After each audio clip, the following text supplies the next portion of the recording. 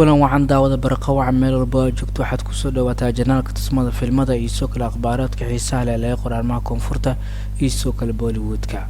warbixintan waxaan ku bilaabi doonaa xidiga Salmaan Khan ayaa markaan waxa uu ka hadlay sida iskugu dhow yihiin xidiga Bataan ee Shah Rukh Khan marka laga soo tago qaybaha in shaashadaha ka soo wada muuqdaan si wada jir ah. taageertay jilaaga hogaamiyaha Salmaan Khan ayaa dhawaan waxa uu ka hadlay xiriirka iyo saaxiibtinimada kala dhaxaysa Shah Rukh Khan.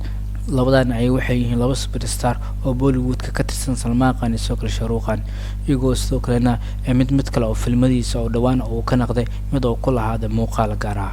dhawaan ayaa wareysi uu bixiyay Salmaan Khan ayaa waxa uu kaga hadlay marka laga soo tago shaashadaha ee off screenska iyo soo kale marka shaashadaha ee ka soo wada muuqdaan ee on screenska isfahamka kala dhaxeeya Shah Rukh Khan.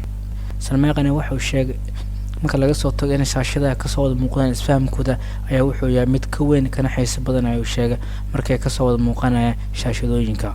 wuxuu sidoo kale sheegay taageerayaashiisa inay arkayaan xilliga shaashadaha inay tahay mid wanaagsan, asaati wuxuu sheegay inay fahmi karaan isfahamka kale ee ka dhaxeeya marka laga soo tago markay ka baxsan tahay shaashadaha.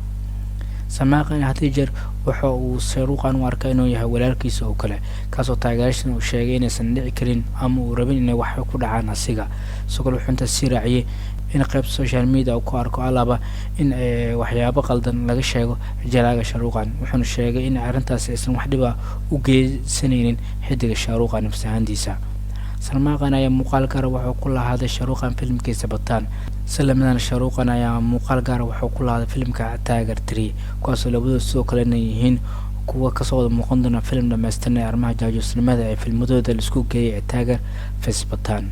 marka laga soo tago Bataan iyo taageertay in muuqaal gaar ah ku lahaayeen kala hore, Salmaan Khan ayaa muuqaal gaar ah wuxuu ku lahaa filmka Kuchu tahay. sidoo kale waxa ka soo wada muuqdaan film kale ee Karan Arjun iyo film kale Hamtu Maharesanam.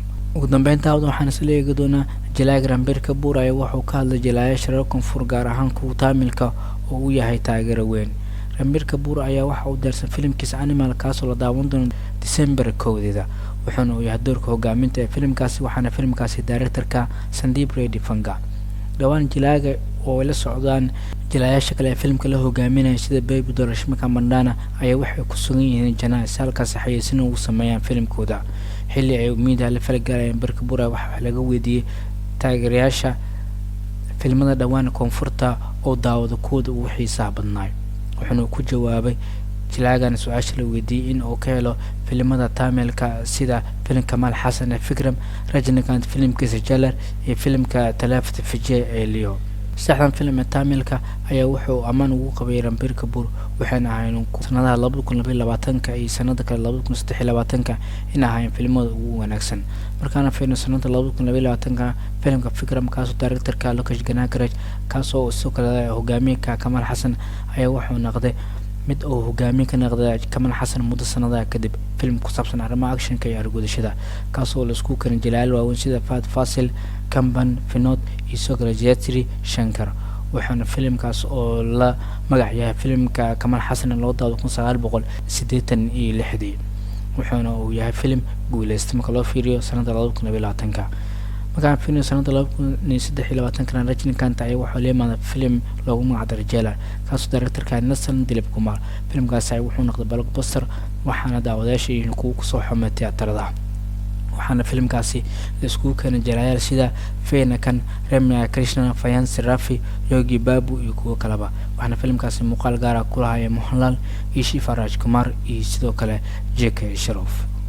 markaana film ugu dambeyn filmka Vijay Talaafat Vijay filmkiisa Leo ayaa director waxa ka Lokesh Kanagaraj kaas oo kamid ah filmada ugu dambeeyay dhawaan la daawaday kaasoo wacdar ka dhigay qaybaha tiyaatarada. waxaana filmkan uu noqday mid ay iska diidaan qaarkood inay soo dhawaan ku filmada naqdiyaan asaatir korooyin ay ku soo kordhiyay lacag oo filmkan la yimaaday.